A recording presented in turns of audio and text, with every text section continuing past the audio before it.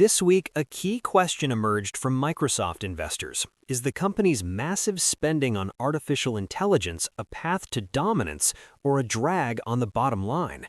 While new partnerships were announced, regulators in Japan came knocking, and a company director made a multi-million-dollar bet on the stock.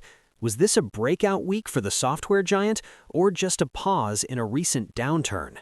Welcome to TickerWatch News from Microsoft Week 9, 2026. This is the weekly report covering the news and developments from Microsoft Corporation.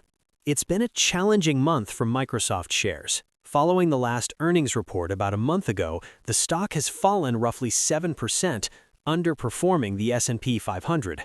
The drop was largely fueled by investor concerns over guidance for continued high capital spending on AI and the company's admission that its cloud capacity remains constrained. This trend is part of a broader market rotation seen in February, where quality factor stocks like Microsoft have trailed more traditional value names, as some investors weigh the potential for AI to disrupt established software business models. This week was marked by a flurry of activity in Microsoft's AI ecosystem. The company announced a collaboration with Amgox to deliver AI-accelerated application modernization, aiming to help enterprises migrate to Microsoft Azure with greater speed. The solution uses a range of Microsoft AI technologies, including Azure OpenAI in GitHub Copilot. This follows other partnership news, including Zillis making its vector database available on Azure and Intapp naming Microsoft as a launch partner for its new agentic AI platform for professional services. These moves show Microsoft is working to embed Azure as the foundational layer for a growing number of specialized AI applications. On the regulatory front, Microsoft is facing increased scrutiny. Japan's Fair Trade Commission raided the company's offices in Tokyo this week.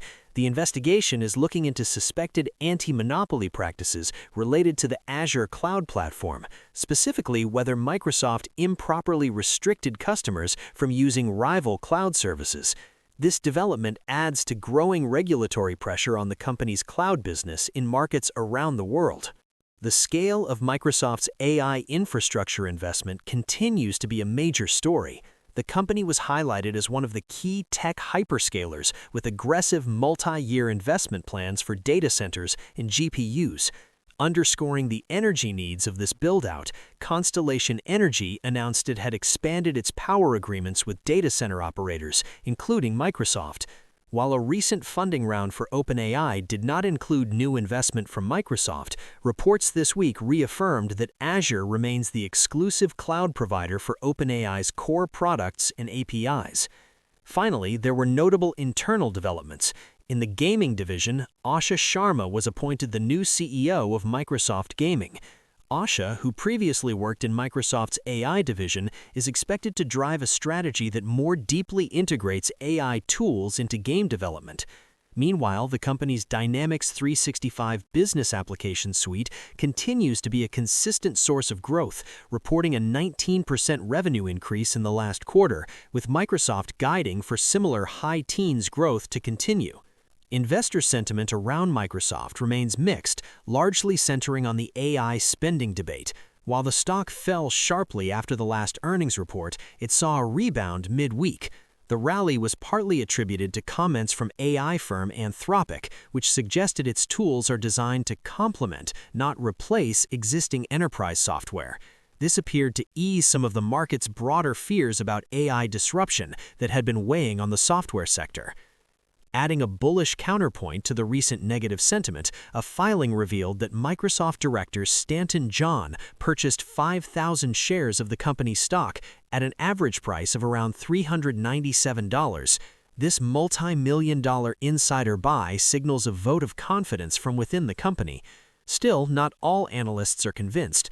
One investment manager, Mont Capital Management, noted it had reduced its position in Microsoft, citing the stock's high valuation and its reliance on OpenAI's technology rather than a fully in-house AI product. From a technical perspective, Microsoft's stock has been in a clear downtrend over the past month, trading below the highs it reached in late 2025. Shares have lost about 17% year to date. On the fundamental side, the company's core metrics remain strong.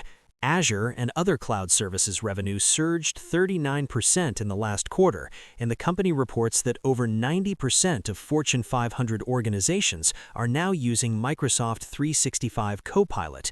However, the two main concerns for investors are valuation and spending. The stock trades at a forward price-to-earnings multiple in the low to mid-20s, which some analysts see as high. Further, the company's massive capital expenditures to build its AI infrastructure are pressuring margins, a trend that is expected to continue through the end of the fiscal year. Looking ahead, a key event will be the Mobile World Congress in Barcelona, where Microsoft and Amdocs are set to showcase their new AI and cloud modernization solution. Any announcements from the conference could provide further insight into Microsoft's strategy for the telecommunications industry. The central issue for investors to monitor remains the antitrust investigation in Japan. Any new developments or statements from regulators could impact the outlook for the Azure business. For a bull case to build, investors will want to see continued strong adoption of AI services like Copilot and evidence that the massive infrastructure spending is translating into durable revenue growth. For the bear case, an expansion of the regulatory probe or signs that capital expenditures are weighing too heavily on profitability could create further headwinds for the stock. Thank you for tuning in to TickerWatch. The information provided in this podcast is for educational and informational purposes only and does not constitute financial advice. We encourage you to subscribe and leave a review. We'll be back next week with more news and analysis.